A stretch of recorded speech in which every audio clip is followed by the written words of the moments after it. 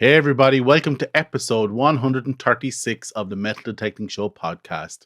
This week we talk about urban metal detecting and we have another question for Dr. Detector. So let's get on with the show. This week we're going to talk about metal detecting in an urban environment. Metal detecting is often thought to be the hobby of country boys and girls with access to pastures and fields and beaches. But that's not always the case. Did you know that urban metal detecting, and that is metal detecting within a city environment, can be a highly rewarding part of the hobby?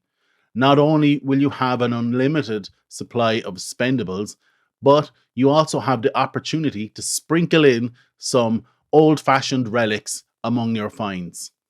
But like anything, you have to check with city ordnance on whether you need a permit or permission to hunt wherever you're planning to hunt. You don't want to just rock up to a spot and be knees deep in a hole and get that tap on the shoulder asking you, where's your permit? And risk getting your equipment confiscated. So once you identify where you can and can't go, it's time to identify where you should go. And to do this, you need to identify the hotspots. You may remember my search pattern episode from a year or so ago, where we talked about understanding population movement and where people may or may not get choked up as they move from one popular area to another area. And the city is no different. You may have a stadium within the city, and if you've attended any of these sporting events, you will see that the authorities tend to herd the throngs of people towards the stadium along a well-known route or well-known path.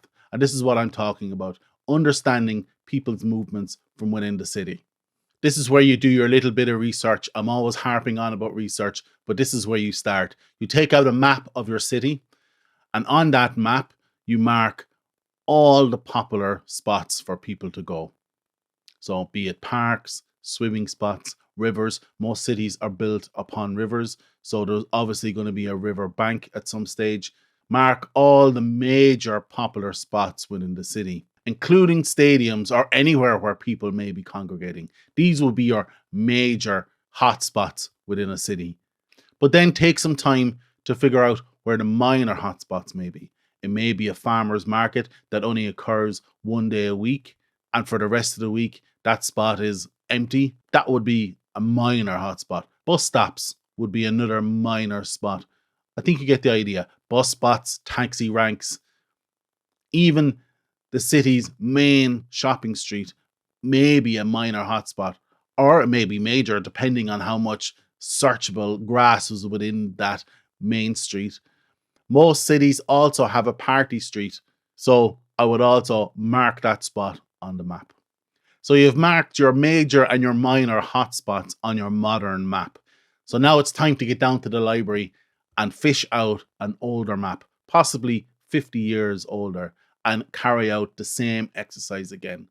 Mark all your major and minor hotspots on the older map as you see them on the map. Like I said, it may be an old swimming hole, or there may be an old wash house or something like that marked on the older maps.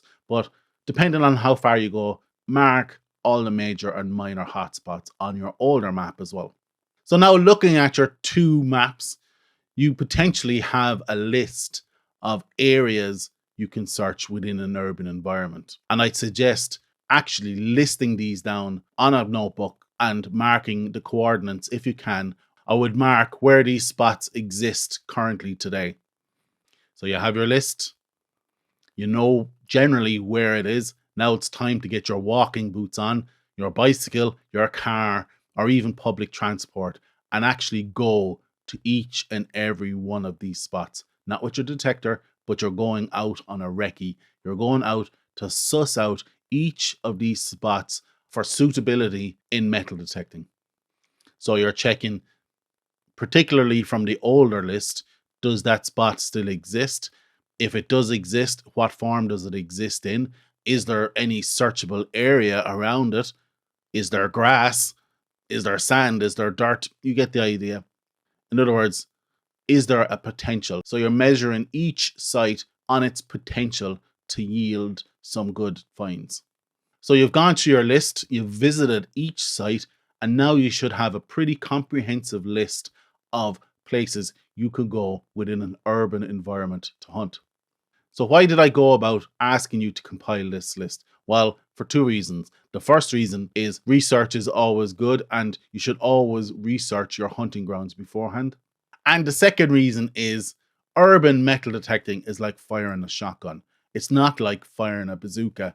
And what I mean is, if you were searching on a field, you have one field to focus on all day, and that field may satisfy you for days on end. And you may go there to your heart's content, blissfully searching the field all day and every day and just having a great time of it. But the urban environment is different. Where the field is one shot, you can go out and bazooka the field.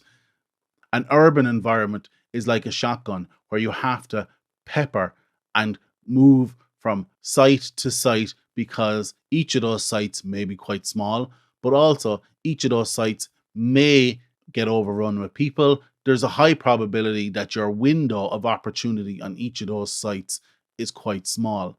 So you may get 30 minutes on one, you may get 45 on another, you may only get 10 minutes on one. But you have to have your list of sites ready to go because if you're going out spending a day detecting, you're going to move from one to the next, to the next, to the next. You're not going to bazooka it and have a field to just focus on all day. Unless, of course, you're focusing on some major parks or sporting grounds that you have access to. However, the vast majority of your sites within an urban environment will be small little pockets of ground that you're getting access to and will have a limited time to hunt on. Now, I know you're going to say to me, Ciaran, why am I spending so much time traveling in between these sites? It doesn't make any sense to hop from one site to the next site. I'm wasting so much time. You are wasting a little bit of time. However, the probability of you finding something within an urban environment on those little pockets of land is way higher than it would be on a singular field. This is simply down to people throughput over the years. In a city environment, you're going to have hundreds, even thousands of people passing through these areas, where on a field, there may be hundreds of people gone through that field over 100 years. Every year within an urban environment, each of those sites may have thousands of people going through them. So that indicates that the probability of you finding something good on those sites within an urban environment is quite high. So your finds to time ratio will be quite higher in an urban environment, so much so that it will offset the time that you spend traveling in between those hunting spots. So an urban environment has huge potential, but I bet I can think of some spots that you haven't thought of. And I know you're thinking of your nearest city or the city you're currently in. And I bet you I can name at least one spot that you haven't actually thought of. This one area has proven very successful for me in the past, particularly in delivering smaller finds. What I'm talking about is the gutters or the culverts, whatever you call them in your country. But the gutters in a city are designed to pull away the water. Now, some cities dump this water directly into their sewage system, but most of the older cities have a separate rainwater system. And generally, that rainwater system dumps that water into the nearest river. So if you're walking along the riverbed and you'll see these pipes sticking into the river, and what those pipes are there for are to take away the rainwater from the roads within the city. And if you think about it, all those gutters are siphoning all the small fines into the guttering system, and eventually, after a long period of time, will dump them into the river just below where that pipe enters the river. Now, there are times every year where the river water level is low and you can get in there and you can have a detect in that area. If it's easy, don't risk your life to get in there. I myself am lucky enough that where I tend to hunt is edges of rivers and beaches, but urban level beaches, so mucky, dirty old beaches. where they regularly have rainwater pipes using gravity to take the rain away from the roads. I always find small pennies, and unusually enough, I always seem to find stud earrings, like the stud type earrings, generally gold stud earrings in those spots. That's one area I guarantee you didn't have on your list. So when you're doing your search, keep an eye out along the riverbeds to see where the rainwater is being dumped into the river. That is a major hotspot to get into. Another area you may or may not know about is desire lines. Desire lines. Desire. I desire your lines. But desire lines. Desire lines are literally shortcuts that have developed over time by people, by animals who are taking a shortcut or cutting off the corner or taking a trip across a field or a park. Generally, you'll see the difference of where the council wants you to walk versus where the people want to walk by a worn down strip of ground where people tend to walk over. These desire lines are also a great hotspot to be checking out. So when you are reviewing your sites, keep an eye out for these desire lines because that's where you could hit in a quick hunt while you're getting to these spots. Another fact that you may or may not know, the bigger the desire line, the more people have traveled over it. So you can actually gauge how popular or how populous an area is by the size of the desire line.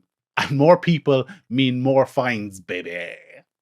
So you've identified the hotspots, you've done your recce and identified areas where you can hunt.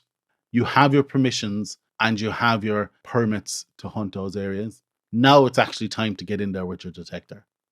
So my advice in setting up your detector for an urban environment would be just to run it in park mode. Most detectors come with park mode, and all park mode is really doing is setting your response and recovery to high to allow you to hunt in high trash areas. It will also set your discrimination fairly high to null out any aluminium and general bottle tops and stuff like that. So be aware of that. And you might think that's enough. However, there is one more setting that I would advise you adjusting, and that is sensitivity. And that is for two reasons. The first being you're in an urban environment, and whether you know it or not, you're surrounded by electromagnetic interference. Your 5G, your 3G cell towers, you're surrounded by them. Some signs, even on the side of shops, have these inbuilt within them. So you're surrounded by electromagnetic interference, and adjusting down your sensitivity will help with that. Also, adjusting your sensitivity down will ensure that you're not picking up any super deep targets. And my advice would be not to dig any hole below 6 inches. Now, that may be fine and you may go, okay, 10, 12 inches, I can dig this hole. But one, you're going to do some damage to the ground and, that may get you in trouble. And two, you need a speed of operation. So get in and get out. So that is my suggestion, is to go and dig a maximum of a 6-inch hole using only a Horry type digger. Don't use a spade. Don't use a big shovel. Just go with your knife and be pretty surgical around your holes within the city, because the last thing you want to do, whether you're allowed to be there or not, is to draw attention to yourself by leaving the area you just hunted destroyed in holes and brown marks, and they may recover. However, because it's a highly populated area, you're going to draw attention and you're going to get yourself in trouble, whether you like it or not. So be surgical, go in with your Horry knife and do a quick extraction, and generally try to leave no trace. So urban detecting is a bit like being a sniper. You hunt, you move, you hunt, you move. And because you've already done your research, you have a list of sites and your next site to go to. And you may only do 5 to 10 spots a day. However, because it's the city, you have the opportunity to rinse and repeat over and over again, purely based on the fact that a city is a highly populous area, and those finds are going to be constantly replenished over and over and over again every year, much quicker than a beach or a field would ever do. And that's it for urban metal detecting. But up next, we have a question for Dr. Detector. Dr. Detector!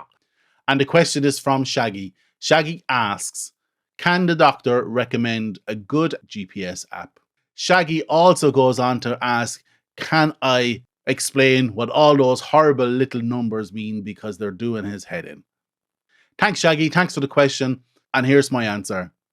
Firstly, you need to understand that the GPS chip or the GPS circuitry within your phone is only accurate to a radius of 4.9 meters or 16 feet. That means that you are standing in the circle 36 feet wide or 10 meters wide. So, as an area, that's 800 square foot. And in meters, I think it's 72 square meters. So, your GPS app on your phone is never going to be accurate enough to log the location of a target to within 800 square feet.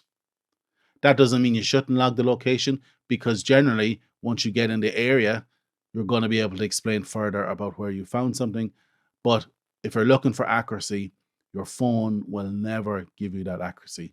There is other GPS devices that can get you to within 3 feet, but they're expensive and I'm not going to recommend you buy one. So let's just focus on the phone. So like I said, your phone is generally only accurate enough to within 800 square feet.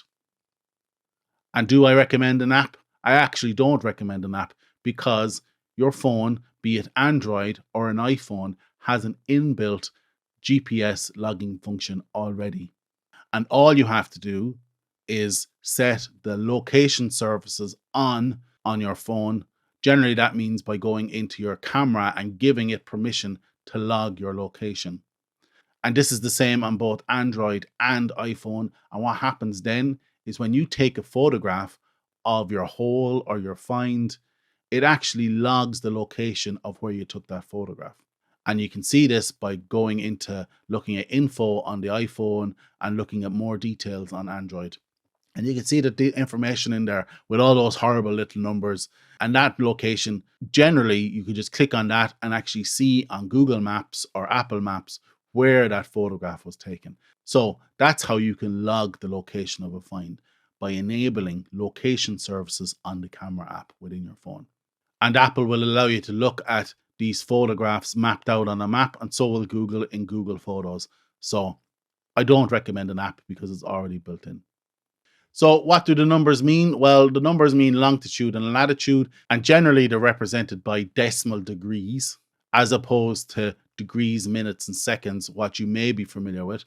So if you can imagine the globe as a circle, and a circle has 360 degrees, and if you divide each degree up into 60 parts, it becomes 60 minutes. And of course, then if you divide each minute into 60 parts, it becomes 60 seconds. So that's why you can have a location of degrees, minutes, and seconds, or DMS. There is a hybrid of both called DDM, degrees and decimal minutes. All they are is just a reformatting of the old degrees, minutes, and seconds, which are just geographical coordinates of your position on the globe. I hope that makes sense. So my advice is, you don't need an app. Your phone can already do this, and you just need to know how to do it. And I hope I've gone a little bit along the way to help you figuring that out. And that's it, guys. Like and subscribe. If you don't like the look of me, you can go over to any podcast app or podcast directory of your choice and listen to the podcast directly from there. You don't have to do it within YouTube. If you have any questions, email drdetector@themetaldetectingshow.com, or you can find the show on all social media platforms. We have a Patreon, we have a Buy Me a Coffee, so check those out as well. But most importantly, guys, get out there, keep those questions coming in for the doctor, get out into the city, in the city of, in the city, get out into the city, and good luck and happy hunting. And we chat to you all again next week.